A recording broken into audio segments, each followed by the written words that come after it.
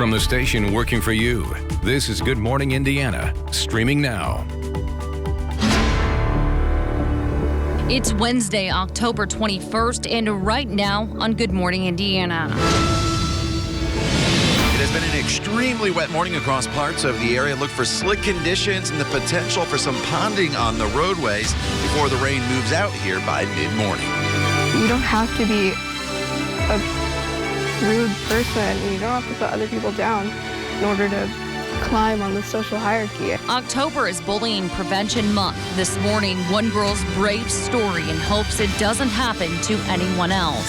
It's all about convenience. Do you have the flu, strep, or COVID-19? The one test that could answer that in about 48 hours. I'm Rafael Sanchez. That story coming up on Good Morning Indiana. And we want to welcome you in here to Good Morning Indiana on this wet Wednesday. It is a WRTV Storm Team Alert Day. I'm Nicole Griffin in for Lauren Casey. Nicole, good morning to you. I'm Rafael Sanchez from your official living room in Johnson County. And Todd Clausen, on this Wednesday, the letter of the day is W. It is wet, it is windy, but will it be a washout? No, it is not going to be a washout. That's the good news, Rafael. We're only going to be in alert mode here probably another couple hours, and then we'll take the alert mode out because the rest of today is actually going to be pretty quiet. With that said, though, still some big impacts here on the roadways this morning with some heavy rainfall that continues to move through parts of the area from Portland down into the Winchester area there along US 27. Some big-time rain through Muncie as well as Pendleton as you slide into portions of Madison County. You see this does impact very busy portion of I-69 as you come from Anderson through Pendleton, Fortville, and then eventually down into the 465 interchange. A little lighter rain starting in Noblesville. The rain coming to an end in the metro area with the exception of some downpours up here near Lebanon and a few lightning strikes, and then some lightning strikes with some heavier rainfall Connorsville over towards Richmond, but that's getting ready to push off into Ohio. This band of rain did stretch all the way across the state. You can see it's broken up just a little bit, and for those of you in southern locations, you haven't gotten into a whole lot in the way of rainfall. From this point forward, this rain will continue to diminish across the area. That is good news, and it'll continue to move out of the area by about 8, 9 o'clock. The longer you can delay your morning commute, the better off you will be this morning. By the time we get to say 9, 10 o'clock, there could be a hit or miss shower, but none of these heavy downpours that would cause any ponding on the roadways. Temperature-wise, not bad. As you walk out the door, it's almost spring-like with temperatures in the 60s. That's where essentially we stay here this afternoon as we start to dry out, heading into those afternoon hours with temperatures, Nicole, eventually up into the mid to upper 60s. All right, Todd, thank you. No problems to report at this hour right here at this camera angle, but we do know a little further from here at I-65 and on the so it's I-65 at mile marker 141 near US 52. All lanes are closed for 4 hours due to a vehicle fire. Now, our camera view here does not show that area, but we do want to alert you to this closure. We do have a crew on the way to the scene, and we'll update you with any new information as soon as we get it. Rafael. We will stay on top of that developing story on this wet Wednesday morning. Nicole, when a COVID-19 vaccine is made available, we now know which Hoosiers will be the first to get the vaccination. Under the plan, state health officials say that healthcare workers and those who are at greater risk of death from COVID-19 will be first in line. Among the general population, long-term care residents are a priority, along with Hoosiers who have underlying medical conditions, those who are 65 and older, and people at risk for severe COVID-19 illness, those at risk of acquiring or transmitting the virus, and people with limited access to vaccination services. You can read the entire draft of Indiana's vaccine plan to the CDC by downloading the WRTV app.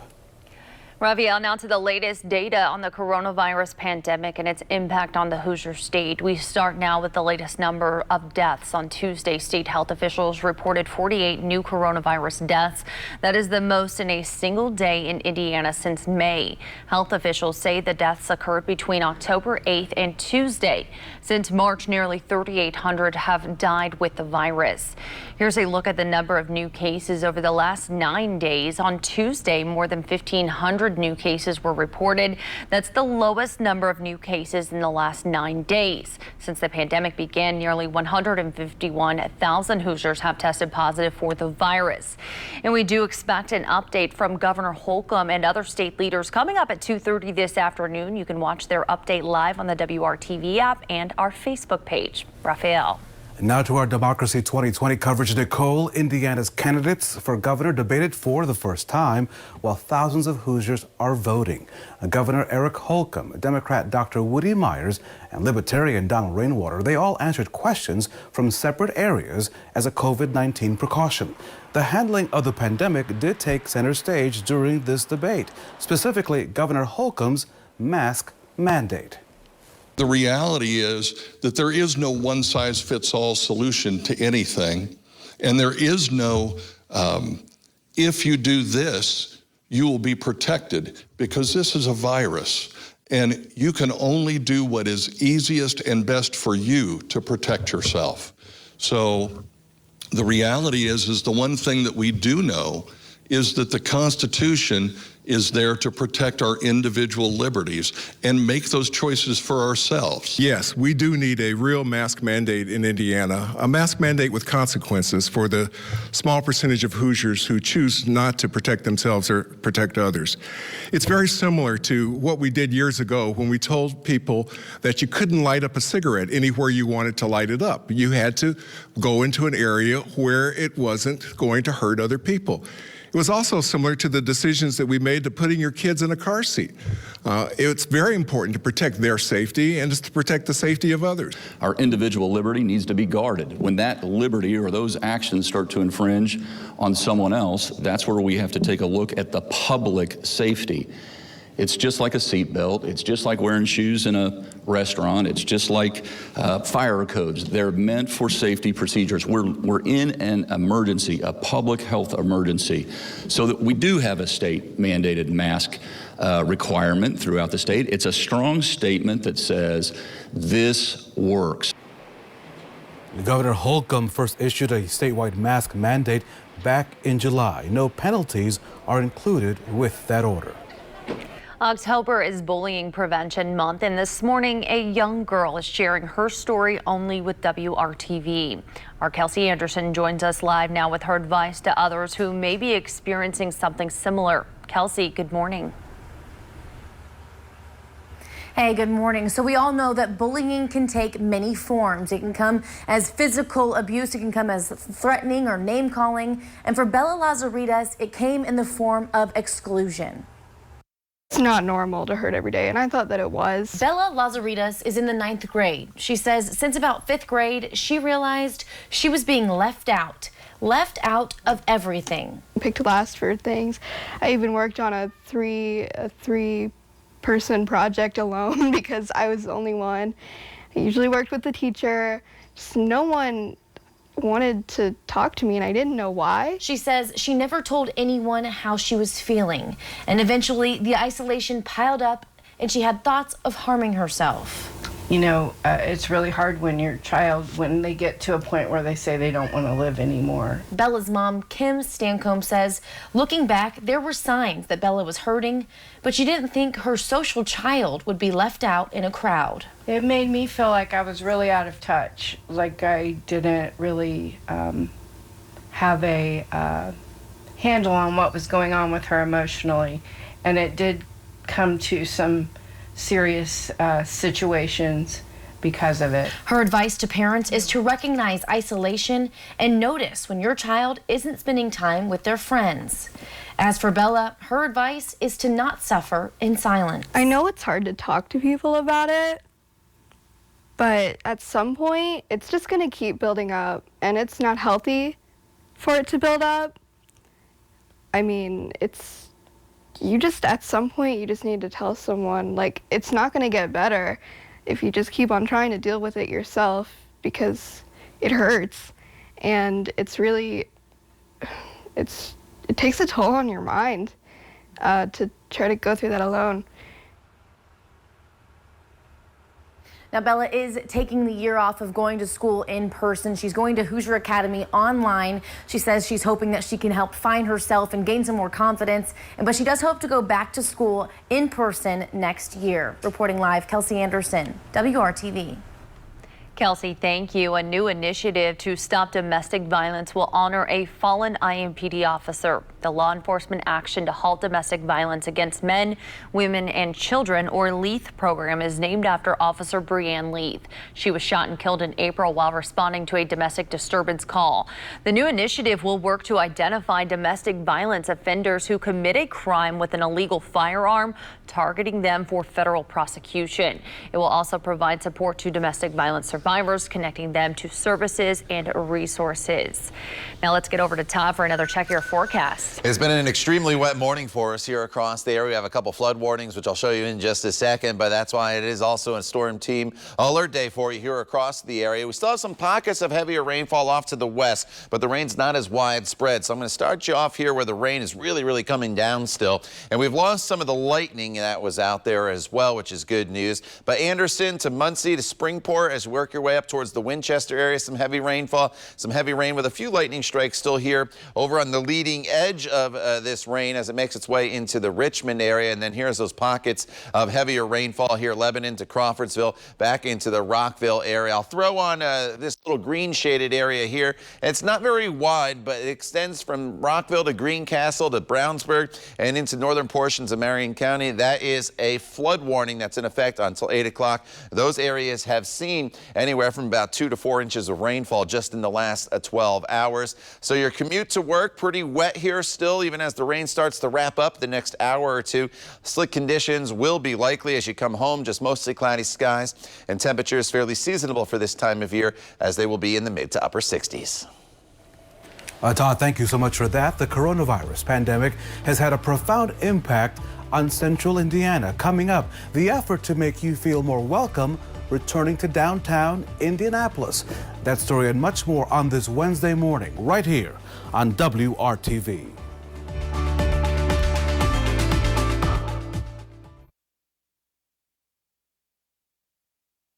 An apartment complex on the city's Far East Side, which has appeared in multiple headlines as the backdrop for tragedy, is now getting a boost.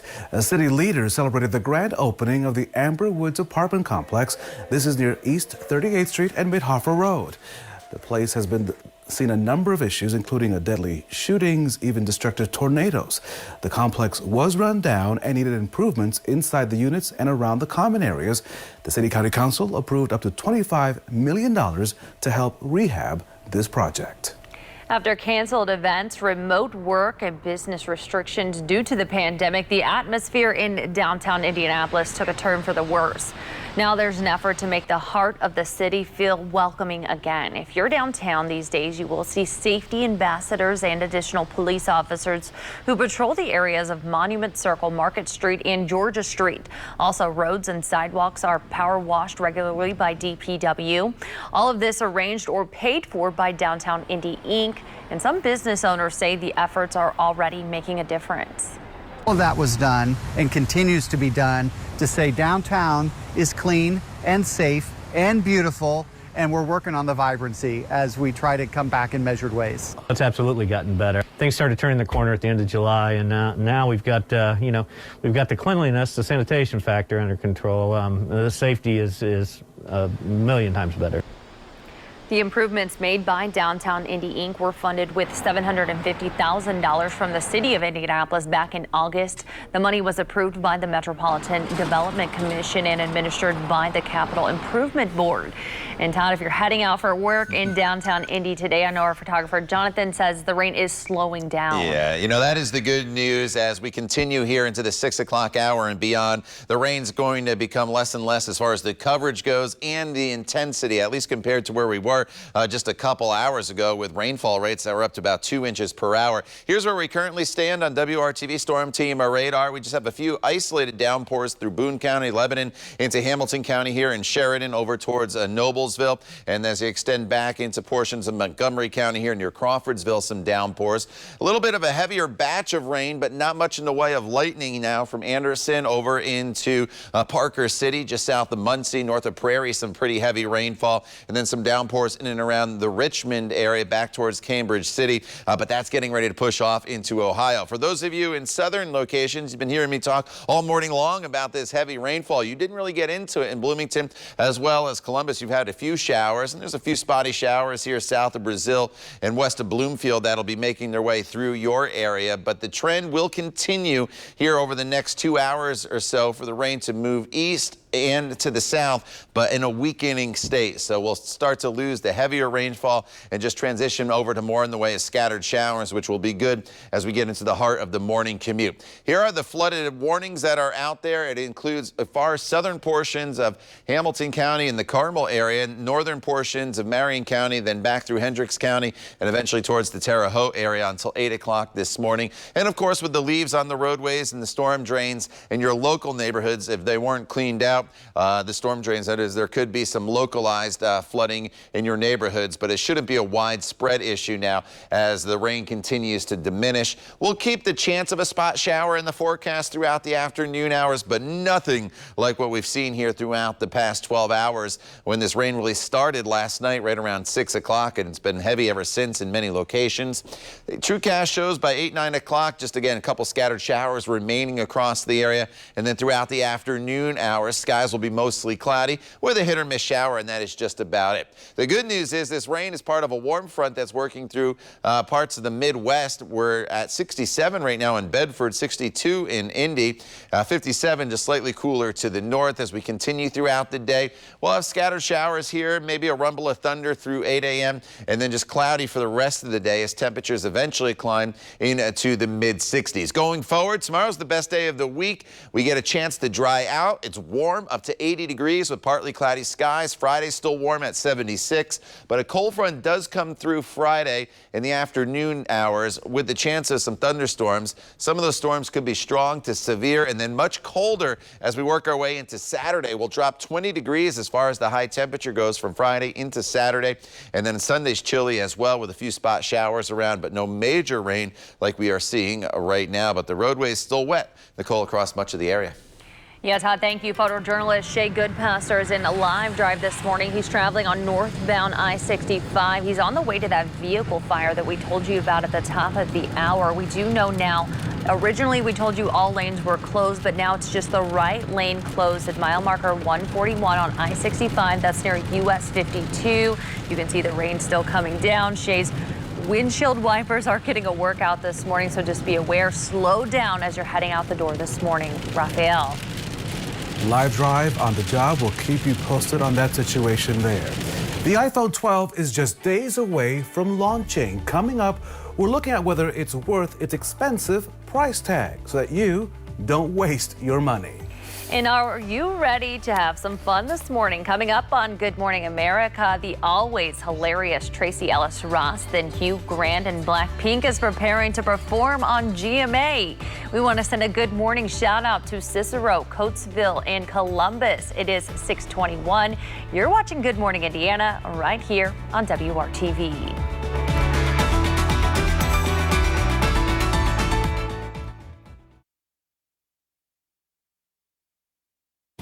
Welcome back to Good Morning Indiana. We want to get a look at the stories trending now at 6 o'clock.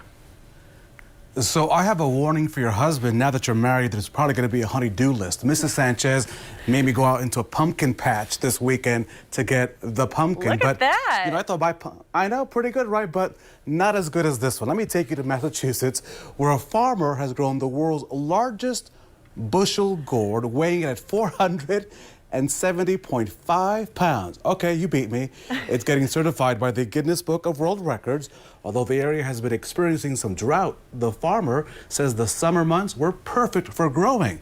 Yeah, that's right. He also says the soil with extra nutrients like fish, seaweed, and crab shell helped grow that big gourd. Okay, you win.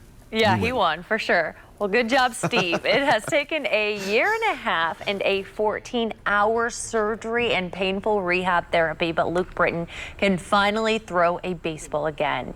He lost his hand in a lawnmower accident. Britton also had 5 additional surgeries at the Cleveland Clinic, which helped restore his hand. Not only can Britton pitch again, he's now also coaching baseball at a local high school. Good to see. Okay. Hey, and so on this Wednesday, when it's kind of dreary out there, let's check out on some of the fall foliage when the days are much nicer and clearer. This is a picture from Yidam Addis Gonzalez. This is a view of his neighborhood in Lawrence. What a view that is, right? It's beautiful. Over the next couple of days, we'll share with you photos of the seasonal change in central Indiana. This morning, we are focused on the rain that hopefully, Todd, will go away soon. Yeah, it will start to diminish here pretty quickly and already has in many locations. Raphael, on this WRTV Storm Team alert morning for us. We will not need to be in alert mode later on this afternoon, but here's a current look at radar. And you can see we still have some pockets of very heavy rainfall in and around the metro area as you work your way up into portions of Boone and Hamilton County. The heavy rain with some lightning coming out of Lebanon now, pushing into Carmel as well as Westfield in the Noblesville area. So this will impact US 31 there in Hamilton County. Then some heavier rainfall in the Muncie, Winchester, and Portland area. So obviously you need your lights, you need your wipers on here throughout the course of the morning hours. As we transition into the afternoon and evening, though, you will not need your windshield wipers. All this rainfall is over the next couple hours. This afternoon will be mainly dry with just cloudy skies. Nicole. Todd, thank you. We are just days away from the first sales of the new iPhone 12, which will feature 5G services for the very first time. But it's not cheap, so is it worth buying?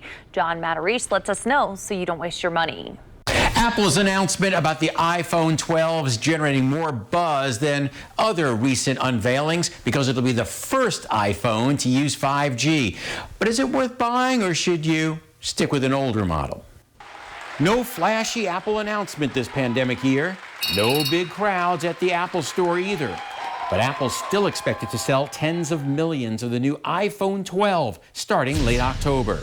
The Washington Post, though, says most people don't need an iPhone 12 now because 5G networks remain limited and far apart, meaning most people will still be using 4G LTE. And brand new phones are never cheap. The cheapest new 12 is the Mini for $700. The standard iPhone 12 will cost $800, and the iPhone 12 Pro with Apple's best camera ever is $1,000. And from the Doesn't That Stink file, the lack of big discounts on new phones these days. Remember when an iPhone was almost free with a 2-year contract? Providers will still sell you one with no upfront charge, but you may pay $25 or $30 a month for years. Want a cheaper upgrade? The Washington Post recommends last year's iPhone 11, currently $600, and those prices could drop even further soon. If 5G and latest tech is important, then go ahead and buy it. But you may want to wait a few weeks for some Black Friday deals so you don't waste your money. I'm John Matarese. Good morning, Indiana. John, thank you. For more cost-saving tips and ideas, just visit the money section of our website, WRTV.com. From the station working for you, this is Good Morning Indiana, streaming now. Now on Good Morning Indiana on this Wednesday morning, here's a look at your 6:30 news feed. Police in Owen County are asking for your help to find a murder suspect who may be in Indianapolis. 51-year-old Edwin Bland is the suspect in the murder of Leroy Sherfield this past Saturday. Bland is believed to be back in Indianapolis after fleeing to Kentucky. If you think you know where he is, you are asked to call 911. This morning, police are also asking for help from anyone who witnessed a deadly crash on Interstate 69. It happened near mile marker 227 in Madison County on Monday afternoon. The crash killed the boys' basketball coach at Cowan High School, 50-year-old Lee Ingalls. If you have any information about this, you're asked to call the Indiana State Police. That number is 1-800-527-4752. The Pacers will formally welcome their new head coach later today. Nate Bjorkgren comes to Indiana after 2 successful seasons as an assistant with the Toronto Raptors. That team won the NBA championship in 2019. He has been an NBA assistant since 2014 and was a head coach in the G League for 4 years before that. Welcome to Good Morning Indiana on this Wednesday. It has been a busy morning. It has been a messy, wet morning. It's a WRTV Storm Team Alert Day, Nicole. And Nicole, I am so happy that since you normally come in, Todd, she comes in with her flip-flops. She decided to wear some tennis shoes today, considering the weather. Thank you, Nicole. Yeah, I got the tennis shoes on. I looked out the door. I was like, need the rain jacket. You need the umbrella this morning. All of it, Todd. Yeah, you were prepared. Rain boots. Definitely a lot of puddles out there this morning in parking lots and streets that are clogged with storm drains clogged with leaves, creating puddles in the streets. I know mine stepped off the curb this morning and I was like, uh-oh, a little bit of a deeper puddle than normal out there. But the good news is the heaviest of the rain, or the most widespread rain, starting to wind down now at the 6:30 hour. We still have some pockets of moderate rainfall, including here in Muncie over towards Winchester, then up US 27 into the Portland area. We have some heavy rainfall and lightning now picking up once again in Hamilton County here from Sheridan down into the Carmel area. This is through Westfield as well, up towards the Grand Park area.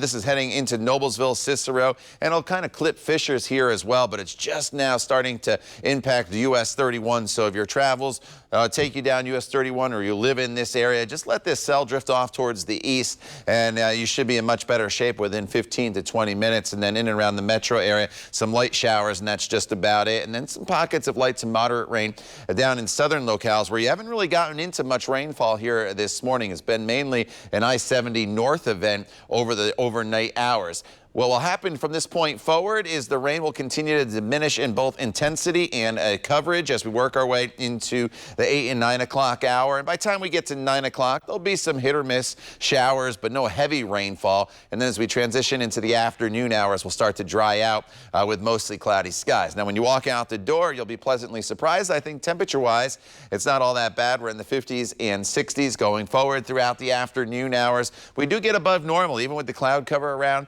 as high as eventually, Nicole, will be topping off in the mid to upper 60s. All right, Todd, thank you. We do want to take you out to our WRTV live drive vehicle this morning where photojournalist Shay Goodpasser is up on I-65 near Lebanon. We do know there is a vehicle fire in this area.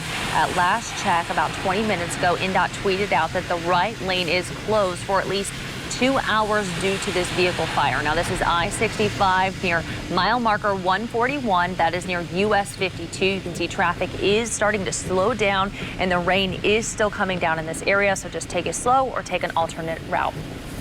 Our coverage of Democracy 2020 continues. 2 weeks before Election Day, the three candidates for governor squaring off in the first of two debates before the final votes are cast. And Nicole, for the first time ever, the debate was held in a virtual format. You can blame the pandemic for that. Republican Governor Eric Holcomb, Democrat Dr. Woody Myers, and Libertarian Donald Rainwater answered questions last night from separate areas as a COVID-19 precaution. The governor's handling of the pandemic was, as you can imagine, a primary topic, including the ongoing mask mandate for Hoosiers. The reality is that there is no one-size-fits-all solution to anything, and there is no, if you do this, you will be protected, because this is a virus, and you can only do what is easiest and best for you to protect yourself. So the reality is the one thing that we do know is that the Constitution is there to protect our individual liberties and make those choices for ourselves. Yes, we do need a real mask mandate in Indiana, a mask mandate with consequences for the small percentage of Hoosiers who choose not to protect themselves or protect others. It's very similar to what we did years ago when we told people that you couldn't light up a cigarette anywhere you wanted to light it up. You had to go into an area where it wasn't going to hurt other people. It was also similar to the decisions that we made to putting your kids in a car seat. It's very important to protect their safety and just to protect the safety of others. Our individual liberty needs to be guarded. When that liberty or those actions start to infringe on someone else, that's where we have to take a look at the public safety. It's just like a seatbelt. It's just like wearing shoes in a restaurant. It's just like fire codes. They're meant for safety procedures. We're in an emergency, a public health emergency, so that we do have a state mandated mask requirement throughout the state. It's a strong statement that says this works. Governor Holcomb first issued a mask mandate statewide back in July. However, there are no penalties included with that order. You can watch the full debate right now at WRTV.com. And as a reminder, we have everything that you need to know about this upcoming election at our website, WRTV.com. We go one-on-one with the candidates who will appear on your ballot. Plus, we have the dates and the deadlines you need to know to make sure that your vote counts this November. That's at WRTV.com/election 2020. A new grant program is trying to bring relief from the economic impact caused by the pandemic to small businesses on the east side of Indianapolis. The grants are available to businesses owned by minorities, immigrants, and women with 10 or fewer employees. The owners of two Far East Side businesses tell us they feel like their community has been forgotten. Grants would help not only Miss Marcia's Sweets, but it would also help build up this plaza here. It would also build up the community. I can go home and sleep. I can go home and sleep for at least a couple of nights, you know what I mean? Instead of going home and worrying about how I'm going to pay these bills. Up to $5,000 in grant money is available for these businesses. The money can be used for things like rent, payroll, and operating expenses. The deadline to apply is this weekend. You can find out how to apply inside this story right now at WRTV.com. As the weather changes and you get a sniffle, you may wonder whether it's COVID-19 or could it be something else. Next, how a lab right here in central Indiana is working to clear up that confusion and help keep you and your family healthy. You're watching WRTV.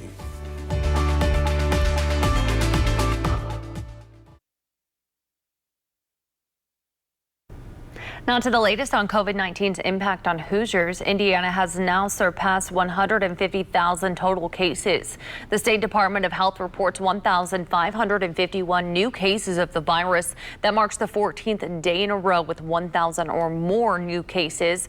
An alarming increase also in the number of deaths. The health department confirmed 48 more Hoosiers have died with the virus, which is the highest single-day report since May. Indiana has recorded more than 3,700 deaths since the pandemic began.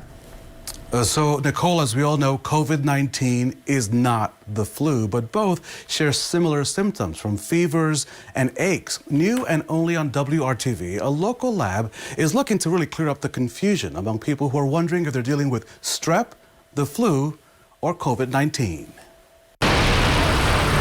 This looks like your traditional drive-through COVID-19 testing site, but more is happening here, all to clear up several health concerns. I think we're all very nervous, especially with the kids going back to school and their exposure, and with it getting cold out, people are starting to demonstrate whether they're COVID or flu symptoms. We don't know until we test them. Indianapolis-based ARIA Diagnostics has decided to offer 3 tests during one stop.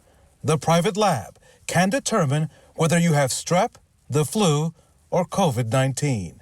Separate swabs for the flu and strep can get your results in 10 minutes and less than 48 hours to determine if you have coronavirus. So since the flu and COVID have a lot of similar symptoms, we found it would be convenient and pretty effective. Being able to offer an accessible solution, I think, is going to put people at ease, allow them to at least feel comfortable that it's not COVID and maybe it is just strep, and they can treat those flu and strep with medication.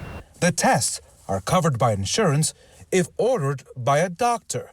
ARIA has also set up a telehealth service to allow healthcare professionals to determine if you need to be tested. At a time when a cough or a fever could spiral into serious worries, the drive-thru is hoping to figure out whether you need medication or to be in isolation. So ARIA Diagnostics has a number of testing sites here in the Indianapolis area. To contact them and for more information, you can call them directly at 317-623-4003. Now, if you don't get a doctor's order to have insurance cover the cost of the tests, the 3 tests will cost you out of pocket $185. So get that doctor's note. On this Wednesday morning, our meteorologist Todd Clausen has been guiding you through the rain on this WRTV Storm Team Alert Day. Todd? Yeah, the rain's been very heavy throughout the overnight hours, now into your morning commute. The good news is the coverage of the heavy rain has decreased. We're now just dealing with these isolated areas of very intense rainfall, one of which is making its way through Hamilton County right now, just north of Westfield, Noblesville, up as you work your way into the Cicero and Morse Reservoir area, and then eventually this is going to be heading off to the Lapel area. Some downpours still as you make your way into Lebanon, North Salem, as you work your way there into Hendricks County and over into Crawfordsville as well. We've lost the lightning, though. That is the good news. The rain will continue to diminish here this morning, and by 8 a.m. we're down to just basically a few spotty showers, and then a stray shower is possible this afternoon. So the worst of the weather is what's happening right now, but the roadways going to be wet across most of central Indiana. Could even be some ponding in some areas, so just give yourself a little bit of extra time here if you do have to get on the roadways on this Wednesday morning. Todd, thank you. This month is dedicated to keeping children safe from bullying. Up next, our Kelsey Anderson has the story of a brave girl and how it will hopefully inspire others to take action. It is 6:43. You're watching Good Morning Indiana. Stay with us.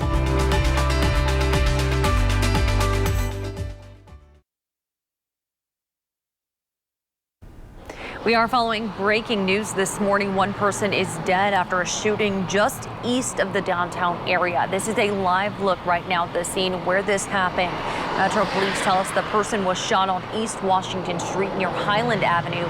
We are now told that shooting victim later died at a local hospital. That is all the information we have so far, but we will continue working to find out more. We will have that for you on WRTV as soon as it comes into the newsroom. Nicole, October happens to be Bullying Prevention Month, and a brave young girl is hoping that her story will show others that they are not alone. Our Kelsey Anderson is live this morning with the story of how that girl overcame these challenges. Kelsey, good morning.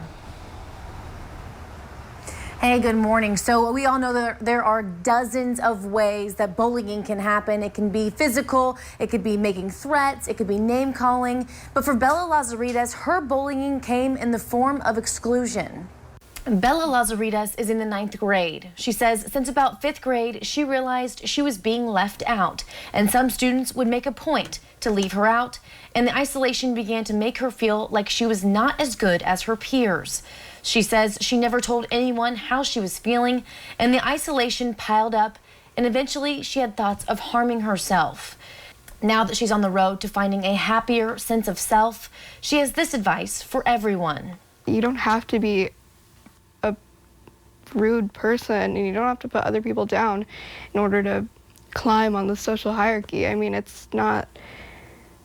And people will like you more, and you don't realize the toll that you have on other people's minds when you're doing that at the time. But if the people who picked on me knew what all that I was going through and all that I have been going through and through these last few years, I feel like it might not be different, but I feel like it would probably change them. And I know that's the same for a lot of kids. I mean, a lot of kids have been through the same. Because of the bullying at school, Bella is now enrolled in an online school, Hoosier Academy. She tells me this gives her the ability to learn more about herself and gain the confidence she needs to go back to school next year.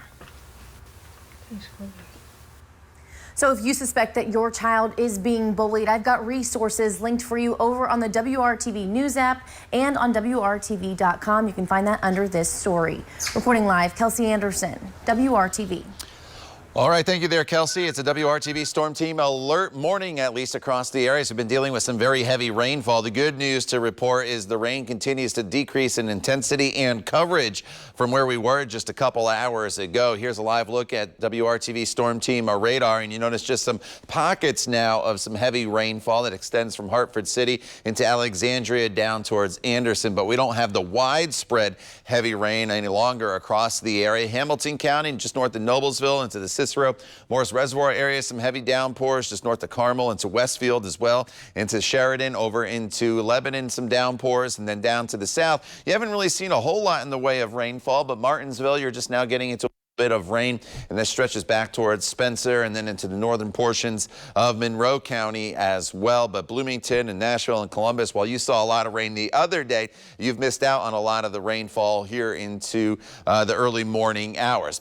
As far as going forward, we'll continue to decrease the coverage, and these showers and storms will continue to move off towards the east. So things will continue to improve. But look at some of these rainfall totals over just the last 12 hours. So this goes back to about 6 o'clock yesterday evening. And many locations just north of Indianapolis here, anywhere from 2 to 4 inches of rain. This area in green that you see here, that is a flood warning in effect until 8 o'clock. And that's where we had a lot of those 4-inch rain totals. So that's definitely where there could still be some localized flooding with storm drains that are clogged across the area due to all the leaves falling off the trees. I don't think there's any widespread flooding issues simply because the ground's been so dry. The rain's just getting absorbed into the ground pretty quickly. A few light showers may linger into the middle half of the morning, but the overall trend will be for the showers to continue to decrease, and then just mostly cloudy skies throughout the afternoon hours. And the good news is temperatures are on the warmer side. We were near 70 earlier this morning in Bloomington. You're down to 66, 62 right now in Indy, and then a couple 50s here to the north. But temperatures will stay in the 60s to right around 70 degrees in some locations this afternoon, putting us back above normal despite not having much of anything in the way of sunshine. But speaking of sunshine, how about this? Tomorrow, partly cloudy skies, an opportunity to dry out across the area, and high temperatures with that sunshine and more of a southerly wind going all the way up to right around 80 degrees. So it's a real mild day for us tomorrow. And even as we get into the day on Friday, we're dealing with temperatures still in the mid to upper 70s. But on Friday, a cold front is going to come through. And as that cold front comes through, a round of showers and storms will be possible. And we'll have to keep an eye on Friday afternoon and evening. Some of those storms could be borderline strong to severe. And then behind that cold front, much cooler air for Saturday and Sunday. Look at that. Temperatures only in the 50s with the opportunity as well as a few scattered showers making their way through the area. Nicole? Todd, thank you. We do want to show you a slowdown on I-65 due to a vehicle fire near Lebanon. You can see right here on our traffic map this slowdown in that area. Let's get out to our live drive vehicle where our journalist Shay Goodpasser is live right now. You can see that backup. He's sitting in traffic. This is I-65 near US 52, mile marker 141. We do know the right lane is closed for 2 hours due to a vehicle fire. So if this is part of your morning commute, make sure to take a different route or plan some extra time this morning. It is 6:51. You're watching Good Morning Indiana. Stay with us.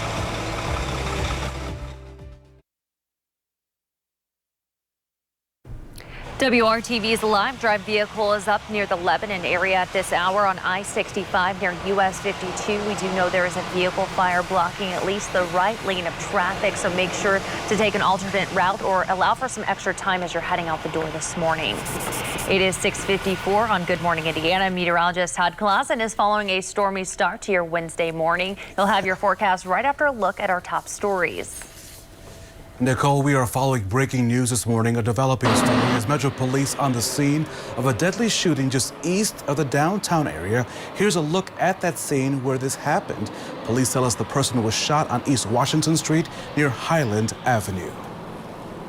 And when a COVID-19 vaccine is made available, we know which Hoosiers will be the first to get it. The state health department says healthcare workers and those who are at a greater risk of death from COVID-19 will be first in line. You can read the entire draft of Indiana's vaccine plan to the CDC at WRTV.com.